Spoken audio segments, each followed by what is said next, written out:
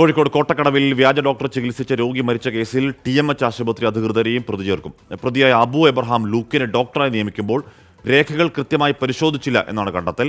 ആശുപത്രിയിൽ നിന്ന് രേഖകൾ പോലീസ് പിടിച്ചെടുത്തു. അബു എബ്രഹാം ലൂക്ക് 4.5 വർഷമാണ് കോഴിക്കോട് കോട്ടക്കടവ് TMH ആശുപത്രിയിൽ രോഗികളെ ചികിത്സിച്ചത്. ഇതുവരെയും ഈ വ്യാജനെ ആരും തിരിച്ചറിഞ്ഞില്ല. ഒടുവിൽ സംഭവം പുറത്തറിയാൻ ഒരാളുടെ ജീവൻ ബലി നൽകേണ്ടി വന്നു. വ്യാജ ഡോക്ടറെ അറസ്റ്റ് ചെയ്തതിനു പിന്നാലെയാണ് ജോലി നൽകിയ ആശുപത്രിക്കെതിരെയും നടപടി വരുന്നത്. ഫറൂഖ് ACPയുടെ നേതൃത്വത്തിൽ ഇന്നലെ ആശുപത്രിയിൽ പോലീസ് പരിശോധന നടത്തിയിരുന്നു.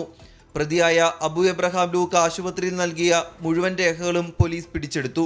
നിയമനത്തിൽ ആശുപത്രിക്ക് വീഴ്ചയുണ്ടായി എന്നാണ് പോലീസിന്റെ നിഗമനം. അതിനാൽ ആശുപത്രി അധികൃതരെയും പ്രതി ചേർക്കും. പോലീസ് നടപടി കൂടാതെ ആശുപത്രിക്കെതിരെയും വ്യാജ ഡോക്ടർക്കെതിരെയും ആരോഗ്യവകുപ്പിന്റെയും നടപടി ഉണ്ടാകും. കഴിഞ്ഞ 23-നാണ് പൂച്ചേരിക്കുന്ന് സ്വദേശി വിനോദ് കുമാർ TMH ആശുപത്രിയിൽ ചികിത്സയിലിരിക്കെ മരിക്കുന്നത്. 24 കോഴിക്കോട്.